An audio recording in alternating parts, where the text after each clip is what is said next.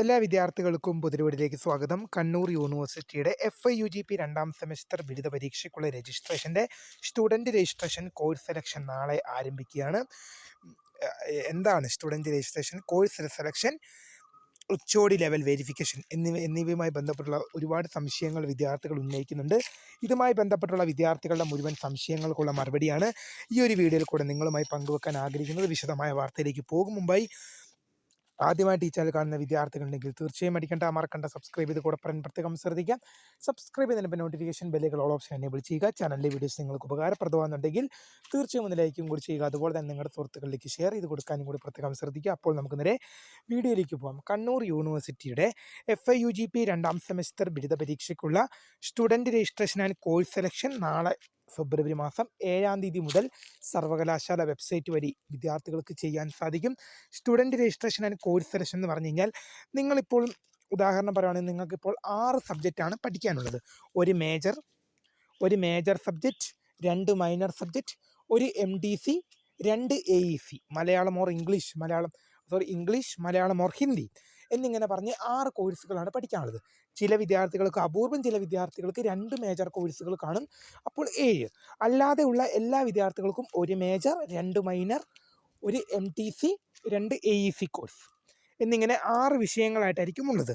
അതിനാണ് പറയുന്നത് course selection. ഉദാഹരണം പറയുകയാണെങ്കിൽ നിങ്ങളിപ്പോൾ ഹിസ്റ്ററിയാണ് മൈനർ പേപ്പറായി എടുത്തത് എന്ന് വിചാരിച്ചുകൊള്ളുക. എങ്കിൽ കോഴ്സ് സെലക്ഷൻ എന്ന് പറയുന്നത് അവിടെ നിങ്ങളുടെ കോളേജ് നിങ്ങൾ സെലക്ട് ചെയ്ത് കൊടുത്തു കഴിയുമ്പോൾ, നിങ്ങളുടെ സ്റ്റുഡൻറ്റ് പോർട്ടലിൽ കയറി കോളേജ് നിങ്ങൾ സെലക്ട് ചെയ്ത് കൊടുക്കുമ്പോൾ നിങ്ങൾ FIUGP സെക്കൻഡ് സെമസ്റ്ററിന് കൊടുക്കും. അപ്പോൾ നിങ്ങളുടെ കോളേജിൽ മൈനറിന് അവൈലബിൾ ആയിട്ടുള്ള എല്ലാ പേപ്പറും അവിടെ കാണിക്കും. അപ്പോൾ മൈനറിന് അവൈലബിൾ ആയിട്ടുള്ള എല്ലാ പേപ്പറും കാണിക്കും.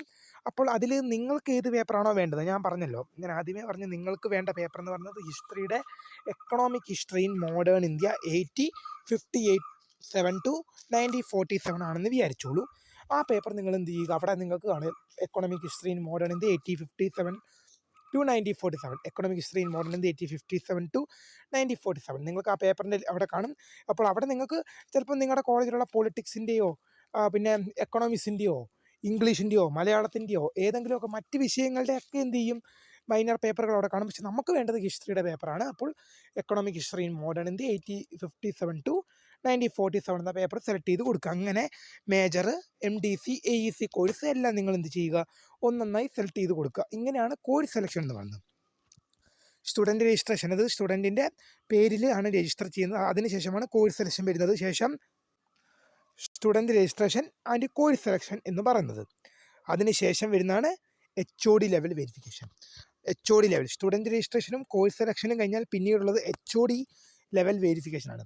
അപ്പോൾ എന്ത് ചെയ്യും, നിങ്ങൾ ഈ സ്റ്റുഡൻറ്റ് രജിസ്ട്രേഷൻ ചെയ്തു, കോഴ്സ് സെലക്ഷൻ ചെയ്തു, നിങ്ങളുടെ 6 വിഷയങ്ങൾ സെലക്ട് ചെയ്തു, നിങ്ങൾ സബ്മിറ്റ് ചെയ്ത് കഴിയുമ്പോൾ നിങ്ങളുടെ HOD എന്ത് ചെയ്യണം, head of the department HOD വന്ന് എന്ത് ചെയ്യണം, വെരിഫിക്കേഷൻ ചെയ്യണം. HOD വെരിഫിക്കേഷന് ശേഷം മാത്രമാണ് നിങ്ങൾക്ക് ഫീ പേയ്മെൻറ്റ് അടയ്ക്കാൻ സാധിക്കുള്ളൂ. HOD നിങ്ങളുടെ ആപ്ലിക്കേഷൻ അപ്രൂവ്ഡ് ചെയ്യണം. HOD വെരിഫിക്കേഷൻ കംപ്ലീറ്റ് ചെയ്താൽ മാത്രമാണ് നിങ്ങൾക്ക് ഫീസ് അടയ്ക്കാൻ സാധിക്കുക. ഇപ്പോൾ നിങ്ങളുടെ ഫസ്റ്റ് സെമ്മിൽ HOD വെരിഫിക്കേഷൻ കഴിഞ്ഞ് കഴിയുമ്പോൾ നിങ്ങൾക്കൊരു ഇമെയിലായിട്ട് നിങ്ങളുടെ മൊബൈലിലേക്ക് നിങ്ങൾക്കൊരു ഇമെയിൽ വരും. അത് നിങ്ങളുടെ കണ്ണൂർ യൂണിവേഴ്സിറ്റിയിലേക്ക് നിങ്ങൾ എൻ്റർ ചെയ്ത് കൊടുത്ത ഇമെയിൽ ID ഒരു ഇമെയിൽ വരും. Kannur university FIUGP second semester exam dear എന്ന് പറഞ്ഞ് നിങ്ങളുടെ പേരും കാണും. എന്നിട്ട് എന്ത് ചെയ്യും, HOD level verification is completed, pay fees now എന്ന് പറഞ്ഞൊരു ഇമെയിൽ നിങ്ങൾക്ക് വരും. ആ ഇമെയിൽ വന്നു കഴിഞ്ഞാൽ നിങ്ങൾക്ക് പിന്നീട് നിങ്ങൾക്ക് ഫീ പേയ്മെൻറ്റ് അടച്ച് നിങ്ങൾക്ക് രജിസ്ട്രേഷൻ സർവകലാശാലയിലേക്ക് അന്തിമമായി സമർപ്പിക്കപ്പെടേണ്ടതാണ്.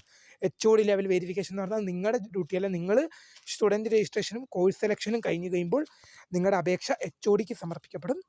HOD അത് വെരിഫിക്കേഷൻ ചെയ്ത ശേഷം നിങ്ങൾക്കൊരു ഇമെയിൽ വരും, HOD verification is completed, pay fees now എന്നൊരു ഇമെയിൽ ആയിരിക്കും വരുന്നത്. നിങ്ങൾ ആ ഫീസും കൂടെ 915 രൂപയായിരിക്കും പേയ്മെൻറ്റ് ചെയ്യുക. ആ 915 നിങ്ങൾ ഫീസ് അടച്ച് നിങ്ങളുടെ രജിസ്ട്രേഷൻ, ഫീസ് അടയ്ക്കുന്നതിലോടുകൂടി HOD ലെവൽ വെരിഫിക്കേഷന് ശേഷമാണ് നിങ്ങൾ ഫീസ് അടയ്ക്കേണ്ടത്.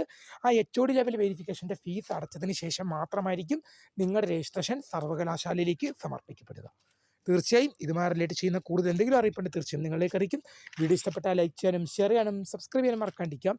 അപ്പോൾ my name is Kariya, the founder of Kariya for tech, the career guide. And thank for watching.